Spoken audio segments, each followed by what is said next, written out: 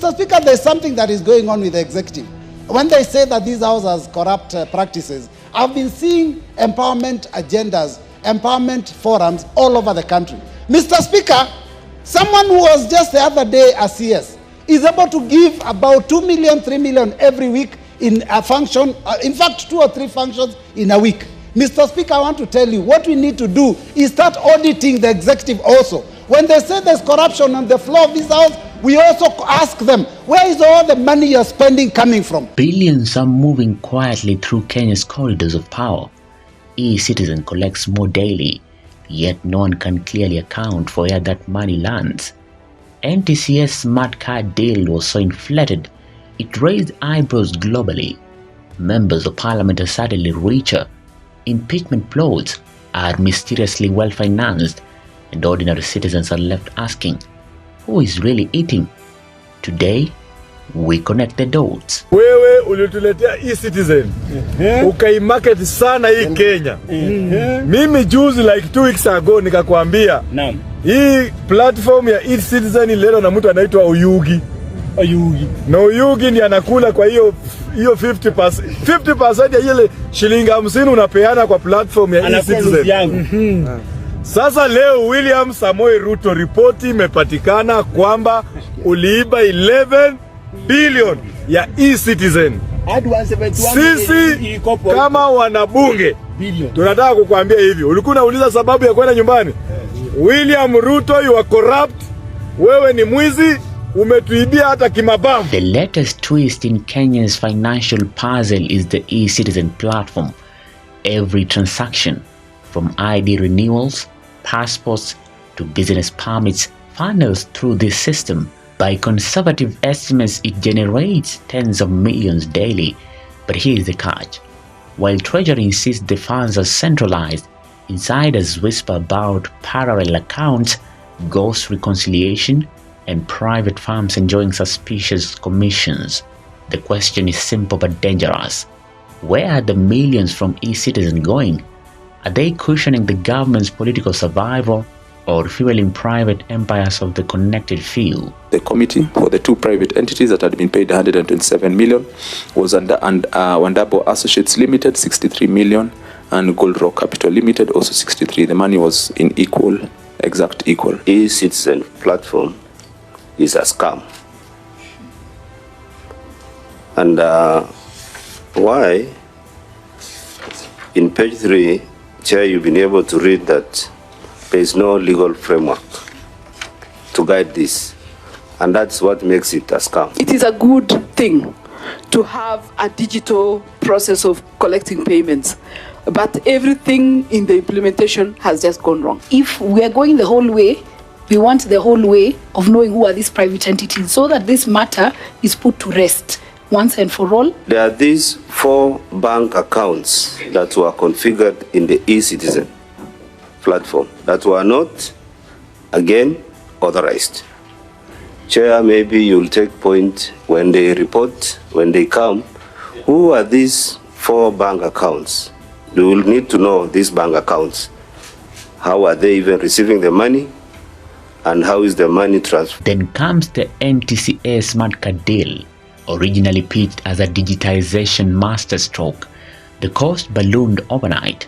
Cards that should cost less than 100 Kenyan shilling ended up at over 3,000 Kenyan shilling each. The inflation wasn't accidental, it was designed. Think of it, every driver in Kenya is a captive customer, multiplied by millions. That is a jackpot. But behind the deal lurk shadowy companies, some linked to politically exposed persons. The exaggerated figures weren't about efficiency, they were about extraction. Mr. Speaker, I keep on talking ICT matters in this house because I'm an expert in this area. But I am saddened that the people who run ICT matters in this country are clueless people. They do not understand this technology, Mr. Speaker. Starting from CA, the Ministry of ICT, ICT Authority, and everyone else who is involved, including the CS himself, the PS, they do not understand technology, Mr. Speaker. Mr. Speaker, even as we talk about digital economy, if we have the wrong people in these offices, we will not achieve the vision that we have in promoting digital economy and hence the economy of this country. Now, to the fuel powering parliament, members of parliament don't move without inducement. From the impeachment push against former Deputy President Rigathi Gachagua to the mysterious overnight loyalty flips in key votes, money has been the invisible whip. Intelligent leaks suggest the millions dished out to members of parliament didn't come from Treasury's official allocations, but from slush funds carved out of inflated deals, parastatal contracts, and yes, e-citizen revenues. In Kenya's politics, votes are bought long before they are cast. So when we sit here and we are told, even in NTSA, there is a problem. Ministry of Education, there is a problem. Treasury, there is a problem. Health share management system, there is a problem. We are better off if we do not want to apply technology. We go manual, Mr. Speaker. Instead of wasting money, wasting taxpayers' money to pretend to be doing technology when we are doing nothing, Mr. Speaker. It is in this climate that President Ruto accused members of parliament of being corrupt, alleging they pocketed 10 million Kenyan shilling to sabotage a critical anti-money laundering bill.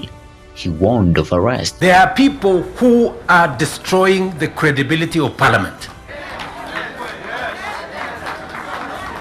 And they are collecting money in the name of parliament. And some of the time, or most of the time, that money never gets to parliament, it gets to a few people. We are not going to shame them. We are going to arrest them. Yes.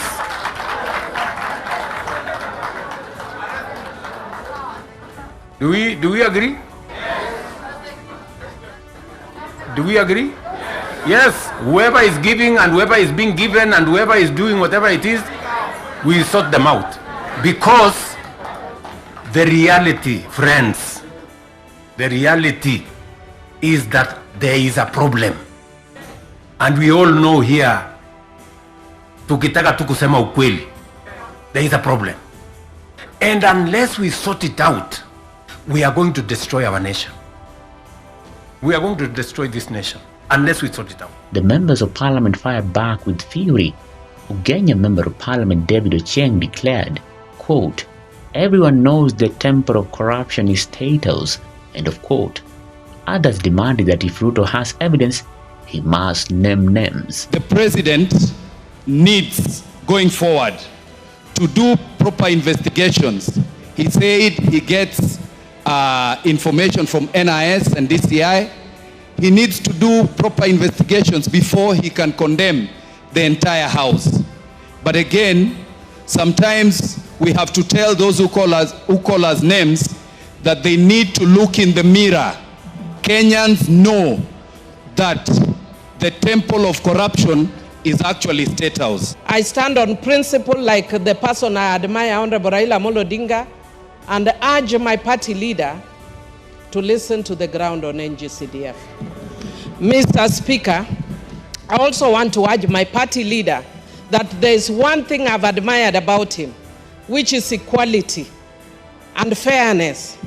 Mr. Speaker, what is coming out of this house is that he's looking at governors more favorably than he's looking at members of parliament, which is Senate and National Assembly. We are all your children. Look at all of us favorably. And now the nation watches, because for the first time in years, the president and parliament are publicly accusing each other of being the chief custodians of corruption. And we must be as candid to ourselves here as we are candid in implementing what is transformational for Kenya. What do you think of this? Share your thoughts in the comment section. For Maisha TV, I'm William Juma.